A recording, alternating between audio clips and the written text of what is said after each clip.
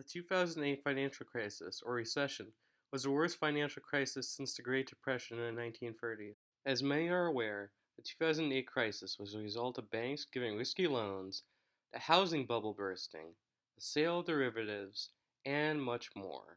The government needed to do something to stop this from happening again, and in 2010 they passed the Dodd-Frank Wall Street Reform and Consumer Protection Act, or Dodd-Frank for short. The act was said to be able to prevent another recession and signal the end of the deregulation that had been going on for decades. But many say Dodd-Frank is too weak and does not do enough. The big banks are still too big to fail. Smaller banks are closing down. The act has done nothing to reform housing finance, a big cause of the recession, and other factors it has not touched upon or has done little to resolve. Dodd-Frank is a good start, but there needs to be more if we want to fix the system and prevent another recession. Unfortunately, some politicians are trying to get Dodd-Frank repealed, and they seem to be backed by bankers eager to get rid of it. It is clear that there needs to be more regulation of the banks and the housing finance system. But what? In terms of the big banks, there has been much talk during the current presidential race. Democratic candidate Bernie Sanders has proposed breaking up the big banks, a statement that has been supported by many economists, including Cyrus Bina. Dr. Bina is the professor of economics and management at the University of Minnesota Morris, and the person I interviewed. I asked him what he thinks the government needs to do in terms of regulation.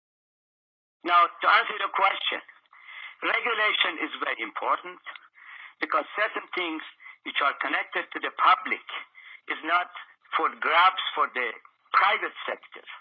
And that, of course, given the fact that we are living in the era of modern capitalism, we are not living in the nation of shopkeepers. This is a complex economy.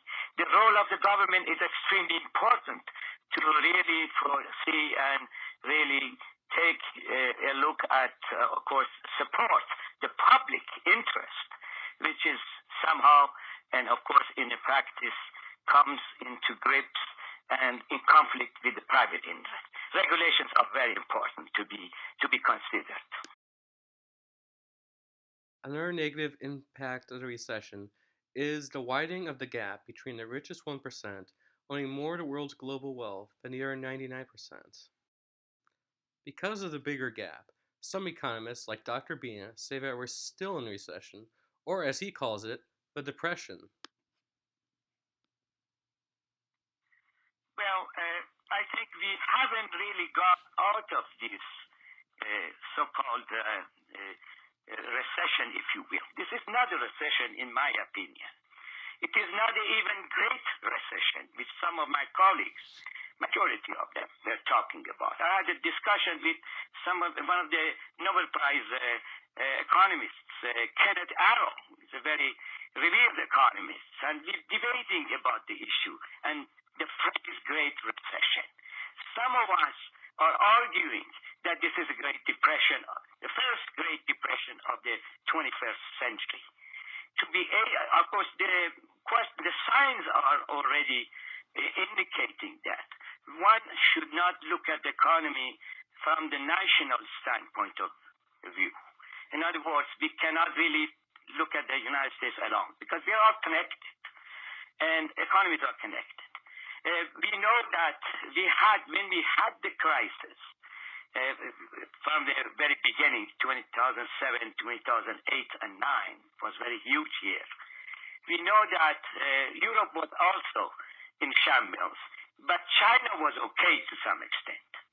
Now we know that China has gone to the deep recession, and the rate of growth of China is declining. When we say China, because the world and economy is connected all over the place, and there is no barrier in such a way. And this is the era of globalization.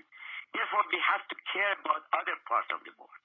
And therefore, I think to be able to say that are we coming out of it, whether or not it's going to be remedied, whether or not the rate of growth is going to be restored and so forth, which are the debates on the TV and newspapers and so on. This is up for grabs. And at the same time, we know that the labor market is not working in the United States. the level of unemployment, the formal levels is 5.7 or such, between 5 and 6. But real rate of unemployment is much, much higher. Underemployment is huge. And in that particular sense, it would be very difficult to say when we are getting out of it. And whether or not that particularly the United States is getting out, what happened to Europe? As you know, Europe altogether is a different story. And of course, they followed the same things that we did later on, very much, much late, and still not recovered altogether. So simple answer would be that it would be very difficult to know when we are getting out of it. But this is not a regular business cycle that one goes through the recession and comes out quickly. However, economists and politicians argue that the new acts of regulation only target Wall Street, which is only one of the many reasons for the 2008 crisis. Our economists such as Sheila C. Blair and Michael S. Barr say that Dodd-Frank is enough to regulate the banks. In my opinion, something needs to be done to make sure we will not have another similar financial crisis like the one we had in 2008. I, along with many others, feel that Dodd-Frank is not strong enough and does not cover all the issues.